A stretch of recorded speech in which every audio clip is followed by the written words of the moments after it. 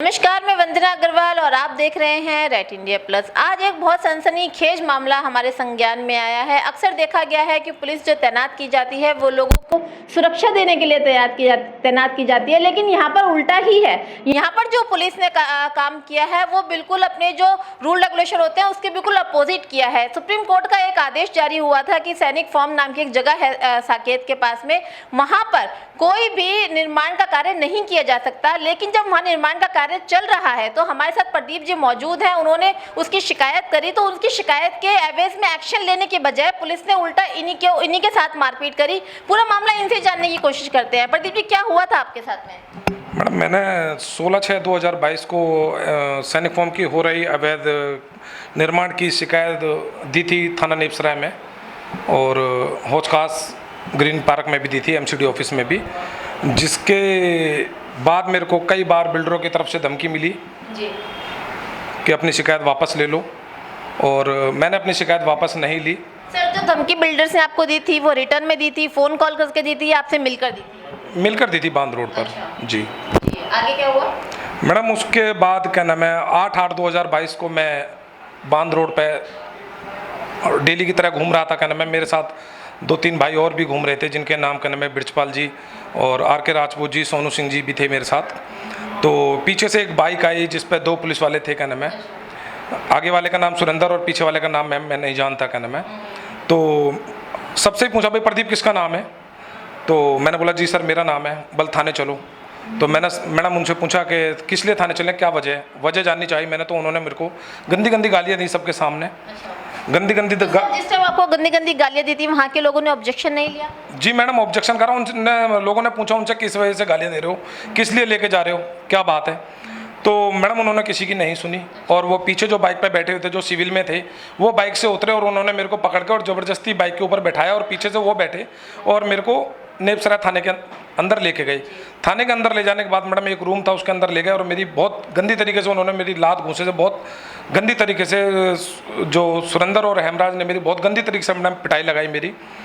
तो उसके बाद मैडम थोड़ी देर बाद, जब काफ़ी देर तक मेरी पिटाई लगाने के बाद मैडम वहाँ पर हुकुमचंद जी आए, और उन्होंने मेरी क्या नाम है जेब तलाशी में बलतेर को बंद कर दिया। हुकुमचंद जी कौन है सर? मैडम नेपसराय थाने में सब इंस्पेक्टर हैं। जी मैम।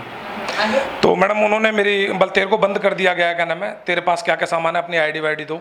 तो मैडम मेरी जेब में 240 रुपये थे, और मेरे आधार कार्ड था मेरे पास, जो मैंने उन्हें दे दिया। उन्होंने बोला ये तेरा जमा कर रहे हैं, बाद में तेरे को दे देंगे, जो कि अभी तक मुझे नहीं मिला है वो। और फिर मैंने वजह जाननी चाहिए, मैडम मेरे को किस लिए यहाँ लेके आए हो और किस लिए मुझे बंद कर रहे हो? तो उन्होंने बोली, तू बहुत वजह पूछ रहा था, तेरे को वजह बताए थे, जो तू सैनिक फार्म में हो रहे अवैध निर्माण की शिकायत जगह जगह करता घूम रहा है। तो अगर तूने आज के बाद कोई भी शिकायत करी तो आज तो तेरे को मैं 107/51 में बंद कर रहा हूँ, 151 में बंद कर रहा हूँ। अगर आगे से मैंने तेरी कोई भी शिकायत देख ली तो तेरे को किसी भी संगीन जुर्म में, देसी कट्टा, रिवॉल्वर या चाकू जैसे किसी भी जुर्म में बंद कर दूंगा। मैं पुलिस वाला हूँ। आज के बाद तू मेरे को इस एरिया में कोई भी कंप्लेंट करता दिखाई मत दीजिए, नहीं तो जिंदगी भर तेरी जेल में सड़ा दूंगा। ये इस चीज़ की मैडम मेरे को धमकी दी।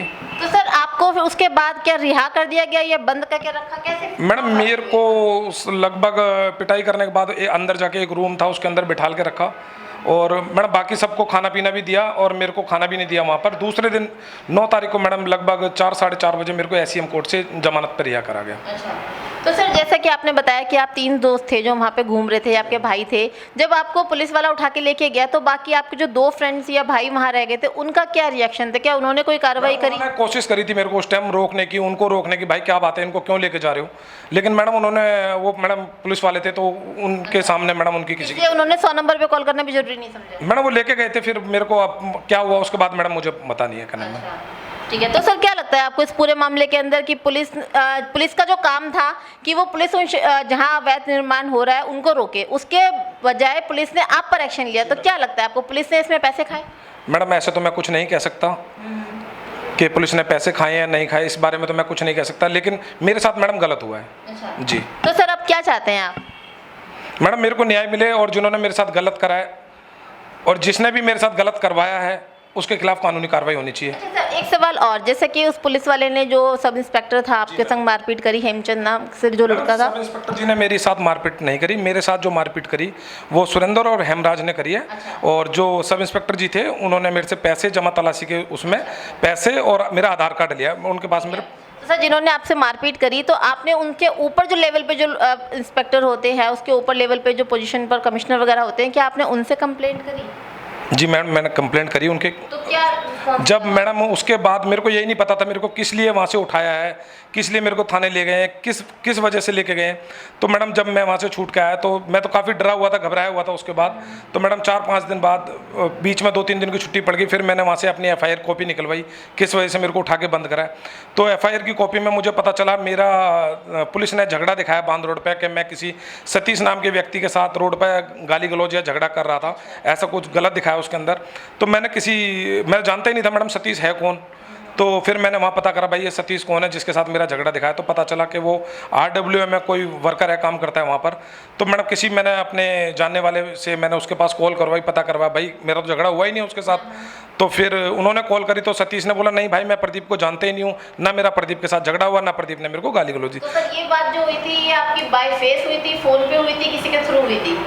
मैडम उसके भाई के साथ मेरी कॉल पे बात हुई है। तो सर, किस आधार पे आप ये कह सकते हैं कि आपकी सतीश से बात हुई? मैडम सतीश से तो मेरी बात आज तक भी नहीं हुई। मैंने किसी भाई से अपने से पता करा था भाई ये सतीश है कौन, सैनिक फोरम में जो मेरा दिखाया लड़ाई झगड़ा या गाली गलौज। तो उसके बाद उस भाई ने जो है उन सतीश के पास कॉल करी, तो सतीश से कॉल करके ये पता चला कि मेरा सतीश ने खुद बोला है कि भाई मैं प्रदीप को जानता नहीं हूँ, ना मेरा प्रदीप के साथ कोई लड़ाई झगड़ा हुआ है, जिसकी मैं आपको रिकॉर्डिंग सुना देता हूँ। हेलो सतीश, क्या हाल चाल है? भैया जी एकदम बढ़िया, आप बताओ। हाँ बढ़िया बढ़िया। उस दिन जब वो कूड़े वाली बात हुई थी उस दिन क्या कोई मतलब गाली गलौज हुई थी उन लड़कों से? कोई नहीं, कुछ भी नहीं। वो प्रदीप आया था कोई लड़का उसका जो मालिक था प्रदीप? नहीं, मेरे सामने तो कोई नहीं आया था सर। कोई मुझे बता रहा, कह रहा सतीश से गाली गलौज कर रहे थे, बेकार माँ बहन की हाथापाई कर रहे थे। नहीं ऐसा भैया जी कुछ भी नहीं, केवल आपका फोन आया था। जी जी। और एक जो राहुल शर्मा जी हैं प्रकाश जारवाल के साथ रहते हैं, जी जी जी, उनका भी फोन आया था। तो जो बबलू टैंकर वाले पता वही बबलू वो ओनर है, वो प्रदीप जिसको कहते हैं, जिसका वो जगह थी यहाँ, उसी से ही कह रहे थे, कह रहे उसके साथ हाथापाई हुई है, सतीश की कोई गाली गलौज करी है उसने आके। ऐसी कोई बात होती मैं बताता नहीं आपको। अच्छा, कोई बात ही नहीं हुई ऐसे? नहीं भैया, फिर वो झूठ बात बोल रहे हैं सारे ना। नहीं मेरे से ऐसा कुछ भी नहीं हुआ भैया। चलो ठीक है मिलूंगा फिर मैं। तो सर, आपने कोई कंप्लेंट करी है?